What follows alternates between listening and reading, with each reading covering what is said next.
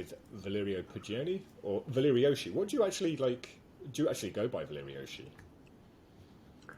I do go Or by just Valerioshi, but that was mainly before I was. I mean, I guess it doesn't really matter. You can look me up anyway, right? From like yeah, ages ago. But I like Valerioshi because it's like, I don't know, fully it's Web Web three? three name, I guess. Yeah, yeah. So Yeah. you're What working about at you? Do you have a Yeeha Web three name? Games.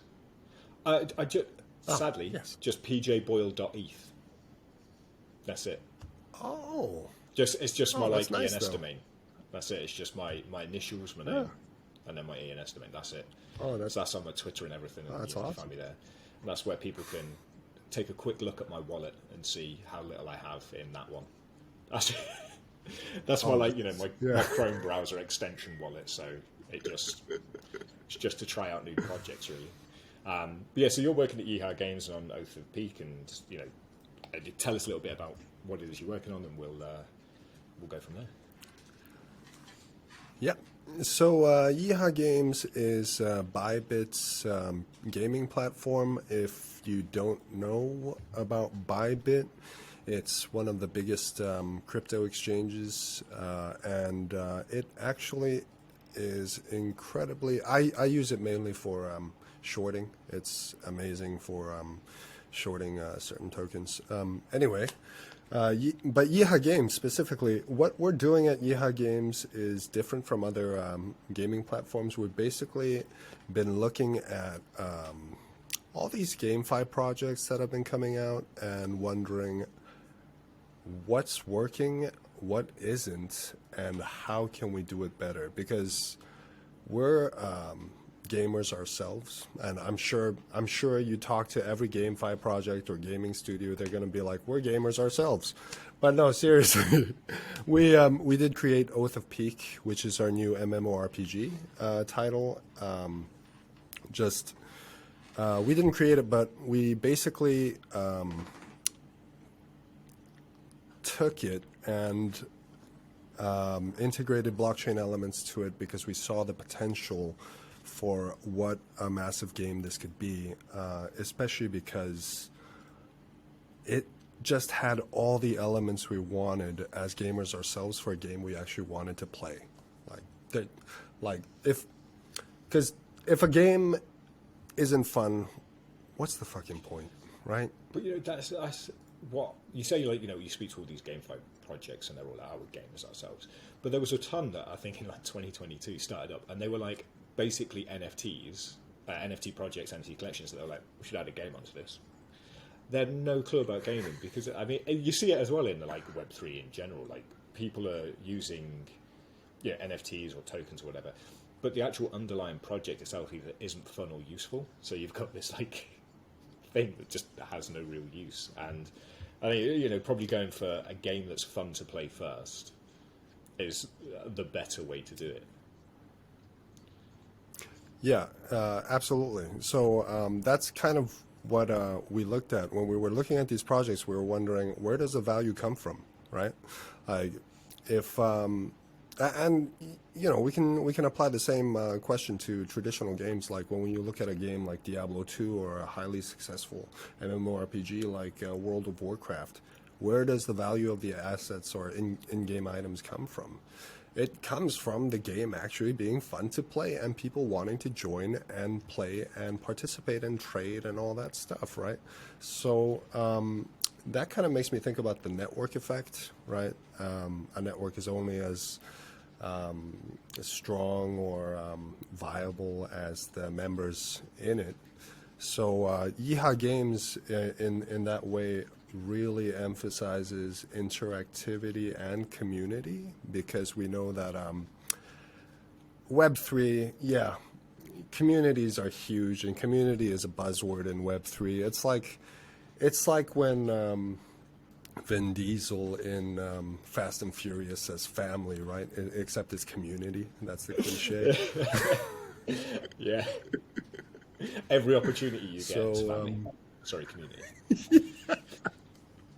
yeah, exactly. So, but I do think that like Oath of Peak was designed with interactivity in mind. So if you do play with other people, you get to level up and gain experience much faster. It is more fun because you get to fish with friends.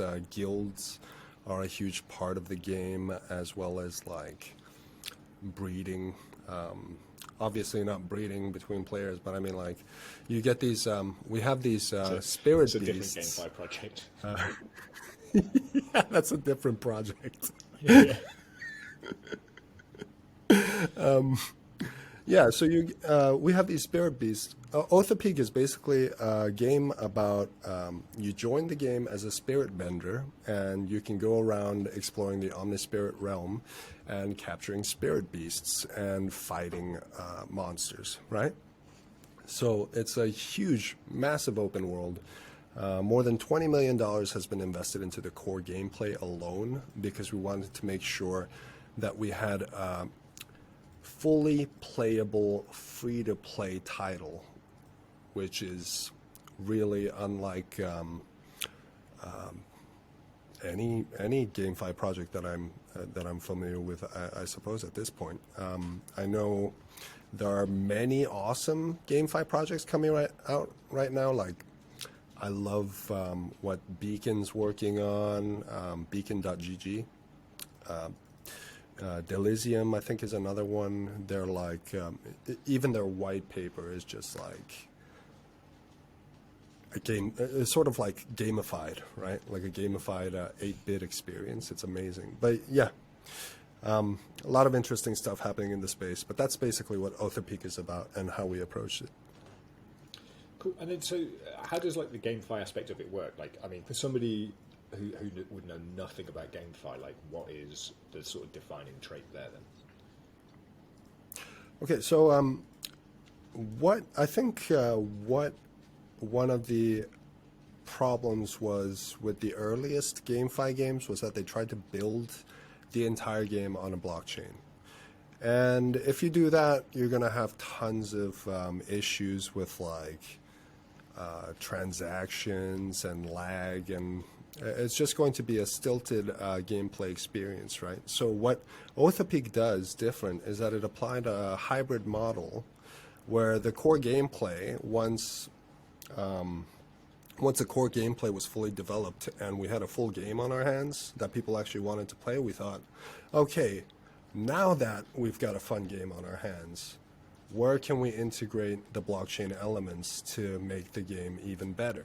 And one of the most obvious applications is in providing a safe P2P trading environment, because I mean, I don't know how familiar you are with like MMORPGs from back in the day, but when I was a teen and I played Diablo 2, I remember we had to. It was like a cowboy standoff almost, where like our characters would stand on the edge of the screen, and we'd have to drop the item and then run to the other side as quickly as possible.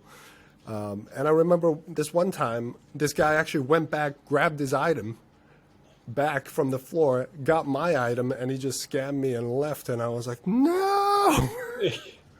So that definitely could not happen in Oath of Peak, and I think that's one of the most obvious applications of blockchain technology in gaming. Cool. And so then, like, how would that different to like current games microtransactions? And you mentioned World of Warcraft, like the auction house and stuff there. Like, how like, what's the benefit of doing it this way? Okay, so this way you don't need an intermediary like Blizzard monitoring your stuff. Yeah, you can just trade directly with people, and like, for example, if you really you don't even need to go through Yeeha Games, right? Like, if there's like a if you know someone with an asset in their wallet that you want, like, because there's maybe like a minor component of the game has NFTs in it, right? But like, the thing about Oath of Peak is that the blockchain elements, including NFTs and tokenomics, they're like 100% optional. So if you're like a traditional gamer who comes and just wants to play the game, you don't need to interact with any of the blockchain elements.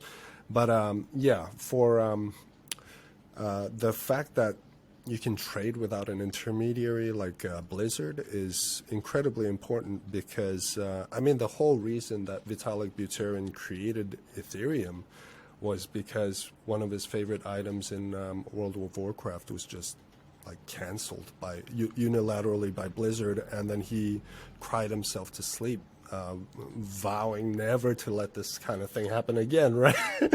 And now he wins, right? So yeah, here we are. And so then, I guess, so then you could trade the items in game, but then you said, could you just trade outside the games? Or like, if you know somebody who's got something that you want, you can approach them and just do a quick, exchange completely independently of the game itself. Well, that's cool. Yes, correct. It saves a lot of hassle. Yeah, that's yeah, exactly. Because you own the asset, and that's the way it should be. It shouldn't be like, oh, because the developer decided they don't want this item in the game, it's gone. No, that's not fair. And another thing is that most. Oh, what's up? No, I was going to say it's the same in all these games. Like you say, like somebody works hard for a rare item, and then the dev studio decides to just get rid of that. They've worked so hard for this thing, but maybe for them they could have traded in whatever for something else that they might need. But after the game studio decides no more, it's worthless.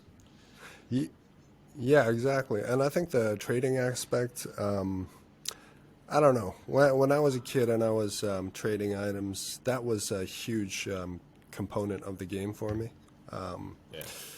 I know some people don't like to play that way, but that's the thing about Oath of Peak. I think you can play it your way, and most of the assets or most of the items in game are actually produced by the players as they play through the game, rather than like other GameFi projects that try to make everything into assets and NFTs, right? Like land, ships.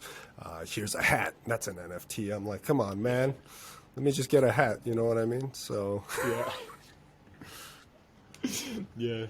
But then, so do you think that basically, because you mentioned that with Oath of Peak, the game came first, get the game, get good engagement. And this is the problem, I think, in like 90% of Web3 projects. That's being kind as well. I think maybe more than 90% is that they focus too much on, as you said, turning things into NFTs, tokens, making sure that it uses enough buzzwords around like, it's on-chain or whatever. But the underlying mechanic of the core offer is shit.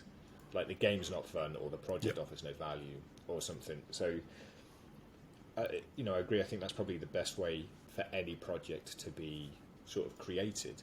But if you're like a new user of a gamer who's getting into GameFi projects, how would you understand, like, is there a way that you can identify which games are good, which games are bad, which games are just going to be basically crappy NFT farms, basically, like you said, get the hat, get the gloves, everything's an NFT, sunglasses NFT. How would you like figure out which is good, which is like a good game without just spending time sort of signing up, syncing your wallet to something that's just crap? Yeah, right. Yeah, I get that. That's a very good question because, if I want to play a game, the last thing I want to be doing is reading the white paper and digging into the tokenomics, right? I'm not like, oh man, I better understand the economic side of things before I dive into a game. Like no one's, no one's wondering that. So, you know what? I used to play DeFi Kingdoms. Like I was really early with that, as well as with Steppen, and I think these were like two projects that were exemplary of the early GameFi games. So in that respect, I think one thing that that we're trending toward is free-to-play games. So if a game is not free to play, I will not check it out. Because I don't want to put up any of my own money to try out a game, and I don't think it's, like, ethical or not, I don't think it's cool at all for GameFi projects to launch incomplete experiences and then sort of use their customer funds to assume risk, right? Because technically, as creators, we're also explorers, and as explorers, we're risk takers, and we should be assuming that risk by ourselves with our own capital. We shouldn't be demanding that our user base assume that risk for us. That's absurd. So yeah, that's a red flag for me. If I see NFT land sales for like $1 million, I'll be like, that's a quick no from me.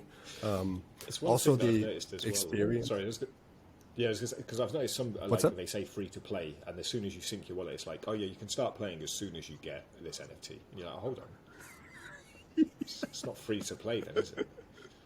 But it seems like a lot Yeah, of them exactly.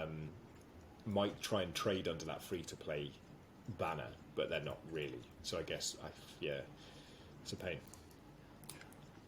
Yeah, there's that, and there's also, is it an actual game, right? Is there a game that's actually there to be played? Like DeFi Kingdoms was basically just a bunch of, I mean, it's in the name, but it was just a bunch of decentralized finance protocols that were guised with like cute RPG kind of graphics, right? Yeah. And that's fine, but like, I couldn't spend more than 10 minutes a day there. You know what I mean? And that's not a game.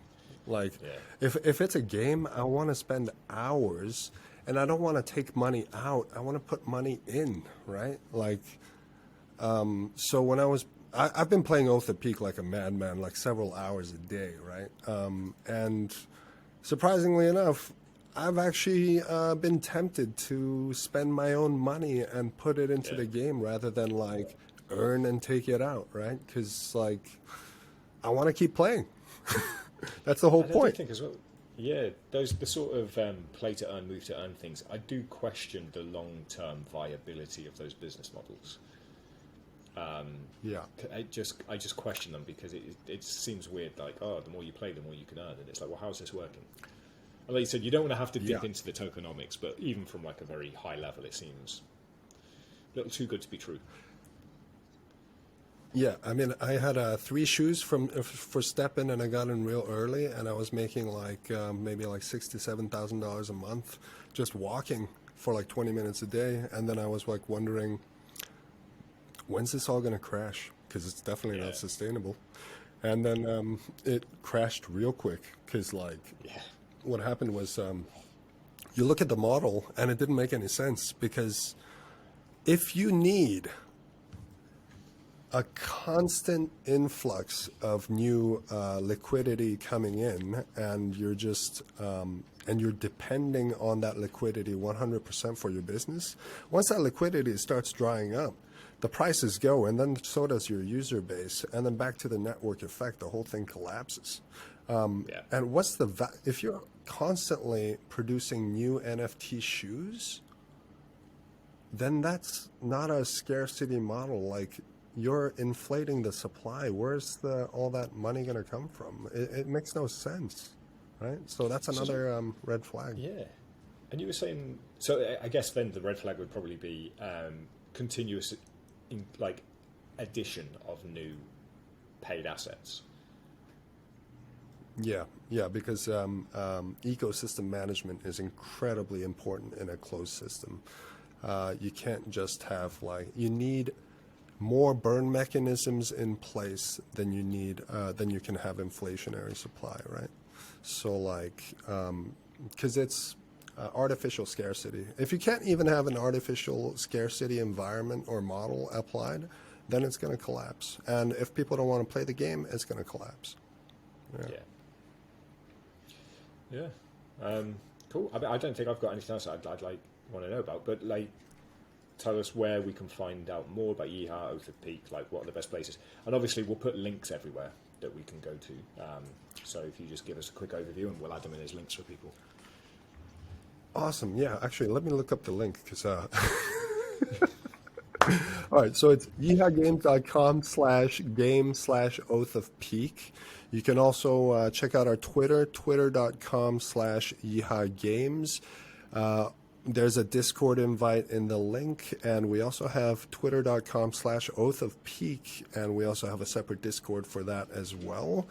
If you want to check out the game, it's available for download on Google, on the Google Play Store as well as the App Store. And if you want to play it on PC, We'll be launching on PC in a few days, I believe. But if you want to play on PC now, you can use BlueStack and APK, which you can download from our website directly as well.